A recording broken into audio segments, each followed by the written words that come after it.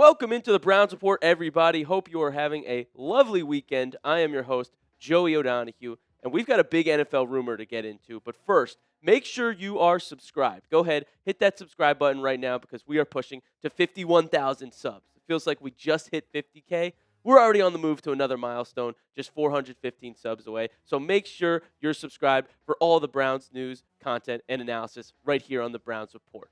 And with that, let's get into our first big rumor that the sports books are backing. Kevin Stefanski has the fourth highest odds of any head coach this season to be fired. He's clearly on the hot seat. It's been a discussion for really a couple years now, dating back to last season's 3-win season. And he's always had kind of hot and cold seasons. And now the sports books are saying he's fourth on the list. Number one is Mike McDaniel of the Miami Dolphins, Brian Daboll of the Giants at 2, Shane Steichen at 3, and there is Kevin Stefanski plus 650 to be fired this season. Dave Canales rounds out the list for the Panthers. It's kind of crazy if you think about it, but I honestly see it happening if the Browns lose a bunch of games. Like if they get 5 wins or less, I see the report coming out now that Stefanski would be fired.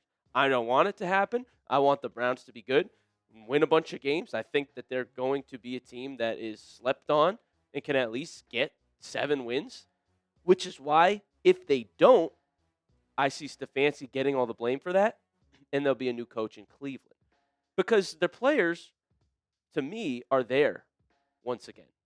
We've talked about the incredible rookie class that Cleveland has. We've talked about the players they've gone out and gotten, the rookie quarterbacks they drafted. Joe Flacco being in Cleveland, I think, is a good omen. You saw what he did in 2023.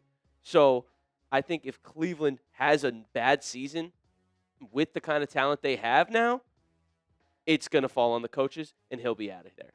But he's had some success coaching the Browns, so it would be kind of a big fire. I mean, 2020 and 2023, Kevin Stefanski was coach of the year. But before the 2023 season, there were people saying he was going to get fired. So it's like the most polarizing Cleveland seasons you can think of. He's also the second Browns head coach in history to have multiple 11-win seasons for the Browns.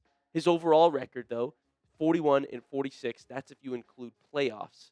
So he's under 500 overall as a Cleveland Browns head coach. Not sure if you knew that or not. And you look at some of the seasons that he's had, one of the 11-win seasons came in 2020 when he got there with Baker Mayfield when the Cleveland Browns made a playoff push. The first time they made the playoffs in 18 years, and they won a playoff game against the division rival Pittsburgh Steelers. That was probably the most electric hype moment I've had in my tenure as a Browns fan. The year after, kind of mid, 8-9, 2022, 7-10. Kind of mid-years, Baker was playing hurt. And then, of course, they trade him in 2023 back to the playoffs with a multitude of different quarterbacks starting during that season. So, again, there's been talented players on the Browns roster, so much so that it didn't really matter who they had at quarterback that year until finally old Joe Flacco came in and got the Browns some wins. And then last year, the worst of them all, 3-14, and that's why we're having this conversation. That's why the sportsbooks have Stefanski as one of the coaches with the highest odds to be fired this year. Some of his AFC North finishes, compared to the rest of the division, third place in 2020 when they made the playoffs. That was a stacked division, probably the best in football at the time. 2021, they were third as well. Last in the division twice for Stefanski, 2022 and just last season in 2024.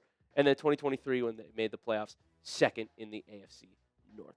So, like I said, kind of a hot and cold career for Stefanski in Cleveland. The 2 playoff seasons give me hope, give me optimism. But remember, he's never won the AFC North his whole time being here.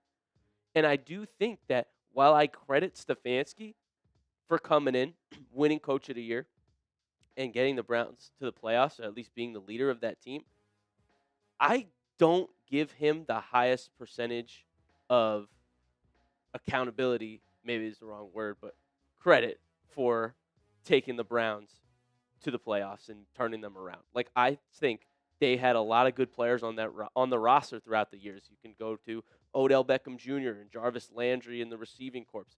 The offensive line was amazing the year they made the playoffs. All pros, Joel Bitonio, Wyatt Teller, you name it, Cleveland had it.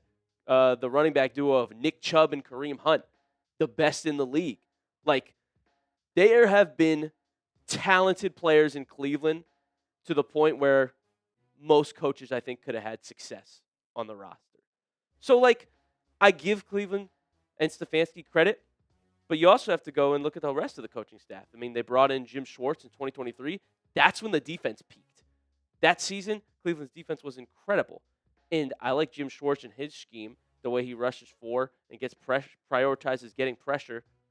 When you have a guy like Myles Garrett, it's not that hard to do either. So it's definitely a hot topic right now. I want to know from you guys in the comments, will Kevin Stefanski get fired? Type Y for yes, type N for no. Sound off. Let me know what you think will happen this season. Like I said, if there's 5 or less wins, to me, he is out of there. All right, next segment on the show.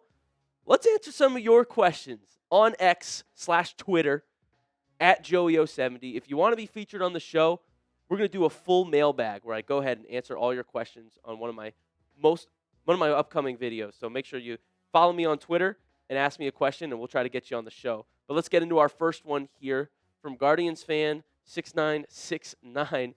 Wants to know, why hasn't Cleveland signed Quinshon Judkins yet, but they signed Bond?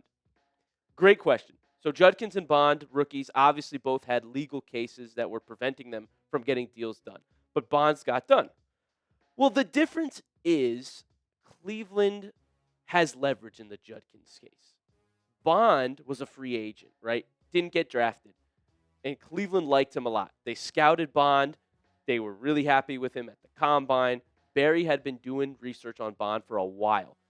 They could not wait to get Isaiah Bond because if they waited for the NFL, another team could have just signed Isaiah Bond, and he might not be in Cleveland right now. So the minute that case got dropped, the Browns were like, we're going to sign him and take that chance. Cleveland has the leverage against Quinshon Judkins because they drafted him. He's stuck. He can't argue because there's a chance he gets suspended by the NFL.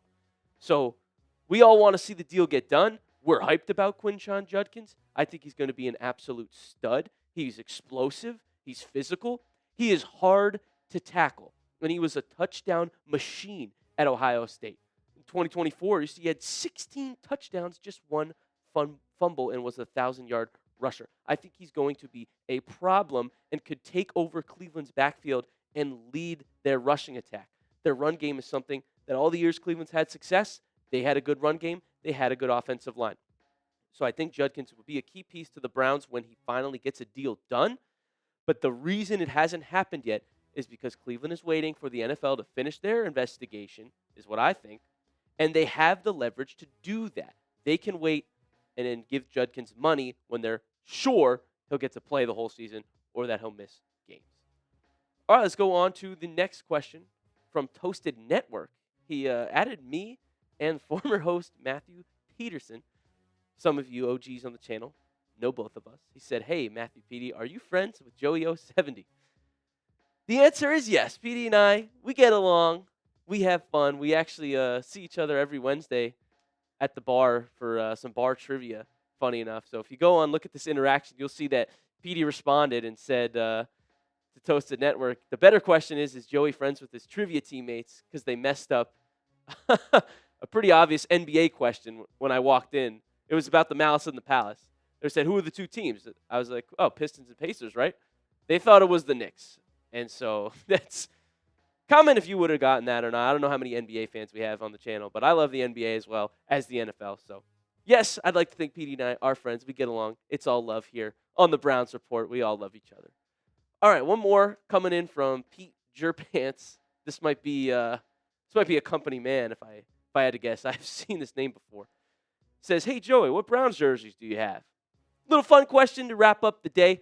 Well, one of them is my Nick Chubb jersey, actually, that I'm rocking this Chubb right now, 24. And then I've also have the Myles Garrett jersey, number 95, who you've probably seen on the watch party if you tune in. I also actually have a Baker Mayfield jersey that I got for Christmas one year. number 6. So those are the 3 I have in my arsenal. I'm going to try and get a couple more, but those are the ones I've collected over the years. Only one still on the team right now. Big 95, we're hyped about him. So let me know, what jerseys do you guys have? I know we got diehard Browns fans sub to the channel. I know we got diehard Browns fans in my comment section. Let me know, what collection of jerseys do you have from the Cleveland Browns? Comment below. I want to see all the cool names that the Browns fans have going. All right, Dog Pound, thank you so much for tuning in to this edition of the Browns Report. As I said, go ahead and drop a sub on this video so we can get to 51K and have a wonderful weekend. We will see you very soon here on the Browns Report.